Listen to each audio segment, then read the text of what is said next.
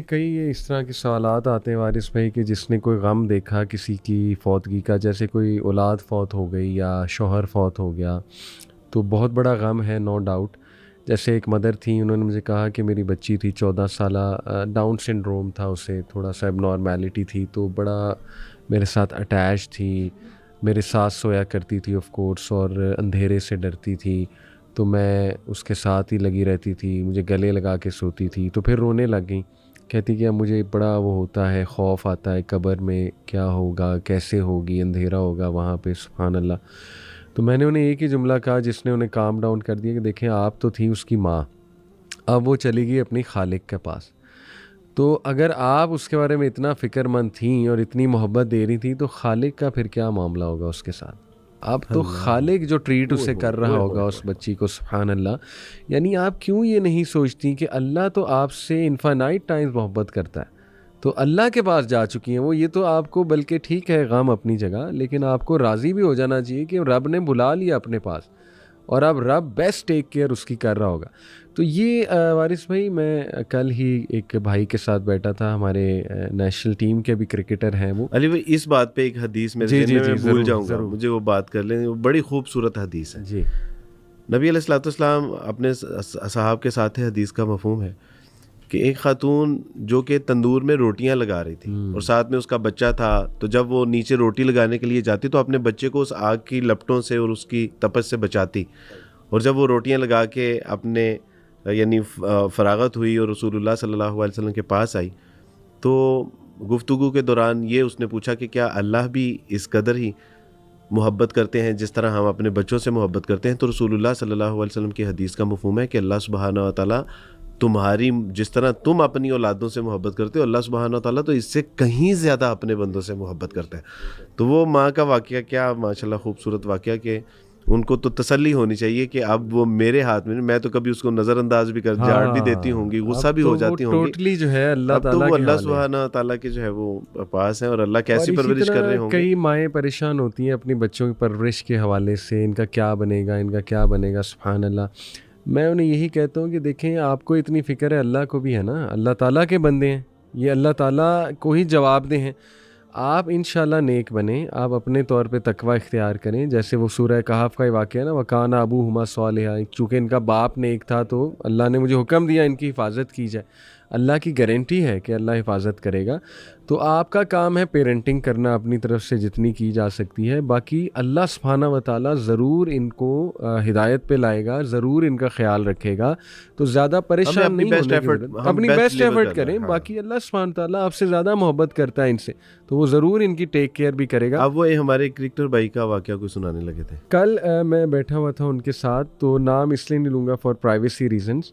تو وہ ہمیں نا بڑا مزاحیہ کچھ باتیں بھی تھی، واقعات سنا رہے تھے. کہتے کہ ہمارے جو فیلو کرکٹرز ہیں، مطلب ڈومیسٹک لیول کی بات کر رہے تھے، کہتے کہ وہ ڈومیسٹک ٹورنامنٹس کھیل رہے ہیں نا، اب مختلف شہروں سے آئے ہوئے ہیں، تو ہوٹل میں ٹھہرے ہوئے ہیں، اچھے خاصے ہوٹل میں، 4 اسٹار 5 اسٹار ہوٹل میں ٹھہرے ہیں. مطلب لوگ بھی عزت دے رہے ہیں، ہوٹل والے بھی عزت دے رہے ہیں کہ بھائی کرکٹر ہے، ٹھیک ہے. اس کے بعد اچھے خاصی سیلری ہے، سیلری بھی بہت اچھی ہے، لیکن زبان پہ ناشکری کہ ہمارا کچن نہیں چلتا، ہمارا کچن، ہمارا کیا بنے گا.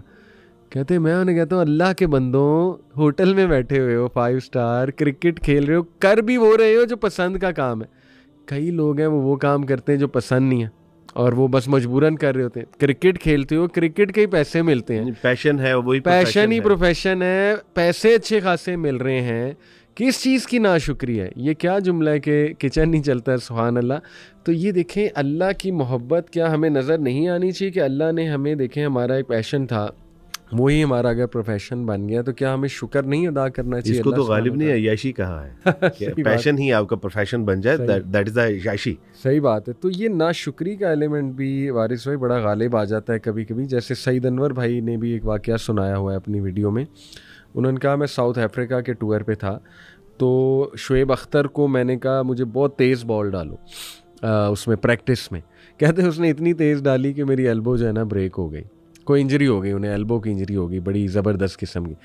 کہتے میں اتنا ڈپریس ہوا کہ میرے نا مائنڈ میں ناشکری آ گئی میں نے اللہ کو کہا کہ اے اللہ میں تو یہاں کھیلنے آیا تھا اور میں انجر ہو گیا ہوں, میں نے تو کبھی کسی کا برا نہیں کیا, میرا قصور کیا تھا؟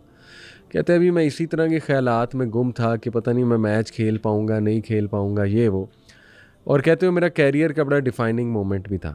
کہتے ہیں مجھے غالباً فون کال آئی کسی کی کہ وہ بچہ ایک ہے افریقن, وہ آپ سے بہت زیادہ متاثر ہے, تو اس کی خواہش تھی تو ہم نے کہا آپ سے بات کرا دیتے ہیں, وہ بڑا آتا ہے ویٹ کرتا ہے آپ کا یہ وہ. تو کہتے ہیں میں نے کہا ٹھیک ہے کرا دو. کہتے اس نے مجھ سے بات کی, بچے نے کہا کہ میں آپ کا بہت بڑا فین ہوں, آپ کی بیٹنگ کا, بیٹنگ سٹائل کا, میں آپ کی طرح بیٹنگ کرنا چاہتا ہوں. تو کہتے ہیں میں بڑا خوش ہوا. میں نے کہا تو کرو, کس چیز نے تمہیں روکا ہے, بتاؤ تمہیں کوئی ٹپس چاہیے. تو کہتا ہے لیکن میں کر نہیں سکتا نا, میری ٹانگیں خراب ہیں, میں ویل چیئر پہ ہوں. اللہ اکبر کبیر. تو کہتے ہیں کہ میں اتنا رویا واش روم میں جا کے, اتنا رویا کہ اے رب میں ایلبو انجری پہ ناشکری تیری کر رہا ہوں. یہ بچہ ساری عمر کرکٹ نہیں کھیل سکتا, یعنی یہ ویل چیئر پہ ہے, تو میں کتنا بڑا مجرم ہوں اللہ رب العالمین کا.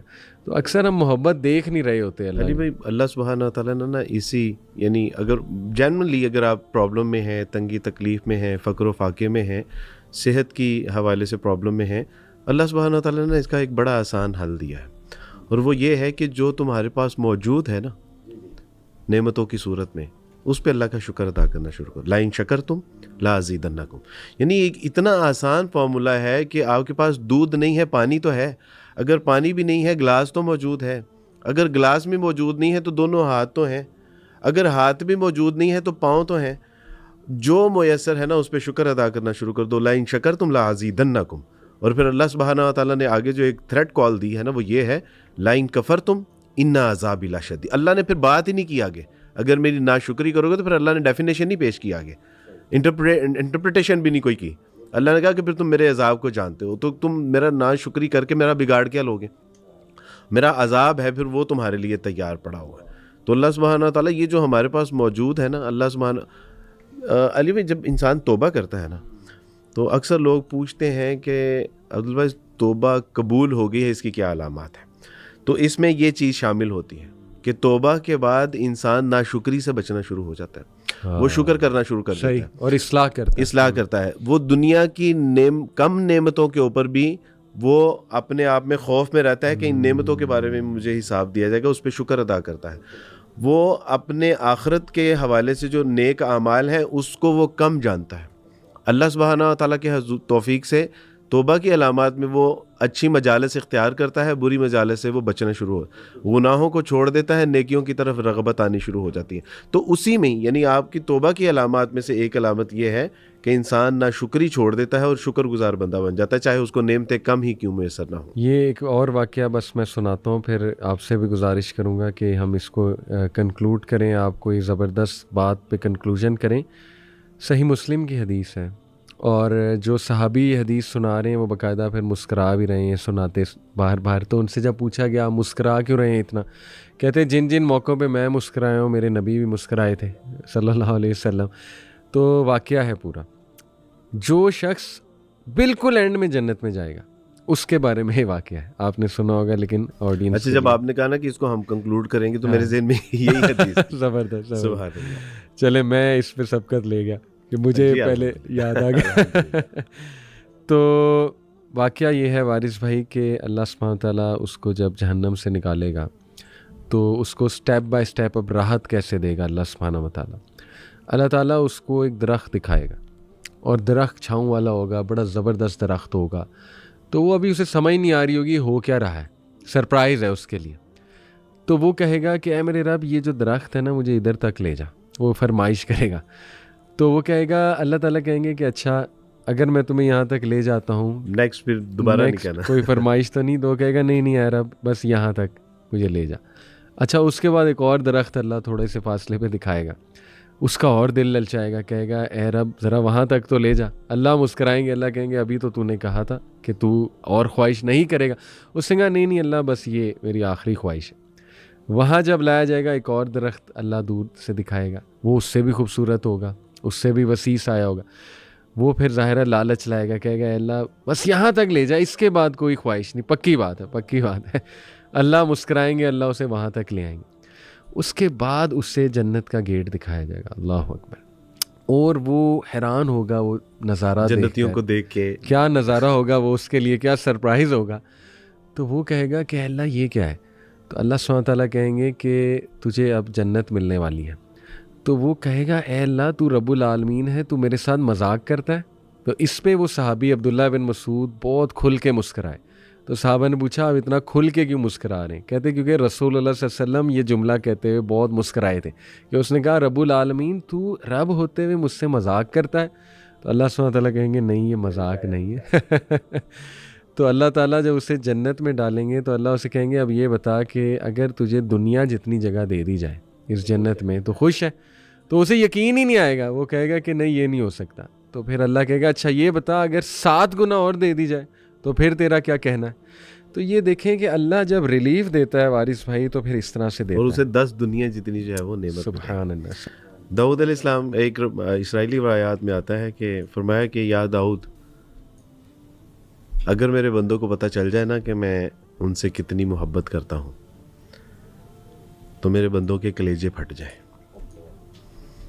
اللہ جانتے ہیں نا کہ وہ ہمیں جتنا بتا رہے ہیں ہم اس کو بھی نہیں ڈائجسٹ کر پا رہے.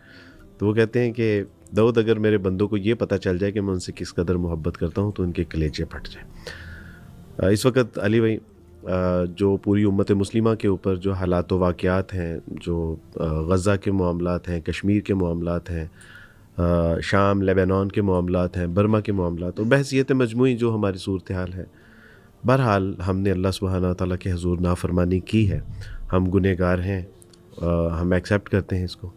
یہ جب تک پوری عالمی سطح پہ امت مسلمہ کی حیثیت یعنی بحیثیت پوری امت مسلمہ توبہ کی طرف راغب نہیں ہوگی، سچی بات ہے کہ ان ضلالتوں سے بھی ہم نہیں نکلیں گے. اللہ چاہتے ہیں ہمیں نکالنا، لیکن وہ کہتے ہیں کہ میرے ساتھ صلح تو کر لو، میرے طرف آؤ تو صحیح. اگر 1 بالشت آؤ گے میں 2 بالشت آؤں گا، چل کے آؤ گے دوڑ کے آؤں گا. تو اس وقت بحیثیت امت ہمیں اللہ سبحانہ تعالیٰ کی طرف رجوع کرنے کی ضرورت ہے. استغفر اللہ ربی من کل ذنب واتوب الیہ. اور اللہ سبحانہ تعالیٰ سے زندہ قرآن یا ایھا الذین آمنوا توبوا الی اللہ توبۃ نصوحا. وہ یہ چلے ہو پھر توبہ کرنی ہے تو پھر صحیح پکی سچی والی توبہ کرو نا. ایسی توبہ کرو کہ تیرا رب بھی تجھ سے راضی ہو جائے، وہ تو تیرے گناہ بھی معاف کر دے اور ماضی کی طرح حال اور مستقبل میں بھی وہی شان و شوقتیں عطا فرمائے.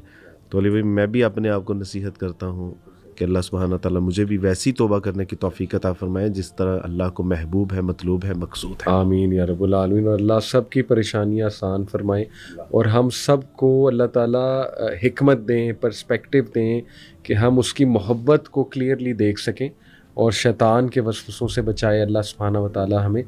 تو بس یہی دعا کے ساتھ انشاءاللہ آپ سے بھی اجازت لیں گے. جزاک اللہ خیر. اللہ آپ کا کام قبول کریں، آپ کے علم عمل میں اضافہ کریں، اسی طرح کام کرتے رہیں اور میرے لیے بھی دعا کیجیے گا. اللہ دنیا اور آخرت کی بلائیاں عطا فرمائے اور آپ کی جو نیک تمنائیں ہیں، نیک خواہشات ہیں، حاجات ہیں، اللہ اسے قبول فرمائے. اور اللہ ہمارے سننے والوں کی بھی جو حاجات ہیں، تمنائیں ہیں، خواہشات ہیں، مناجات ہیں، اللہ قبول و منظور فرمائے. بالخصوص ان بہنوں کے لیے، ان بھائیوں کے لیے جن کو نیک صالح رشتے مطلوب ہیں، ان کے لیے جن کو صحت کے مسائل ہیں، اللہ ان کو صحت کاملہ عاجلہ مستمرہ عطا فرمائے. ان بہن بھائیوں کے لیے جو معاشی اعتبار سے پریشان ہیں، اللہ روزگار، بہترین روزگار، رزق حلال اور کثیر عطا فرمائے. اور اللہ ہم سب کو اپنی محبت سے سرفراز فرمائے. آمین یا رب العالمین. جزاکم اللہ خیر. والسلام علیکم ورحمۃ اللہ.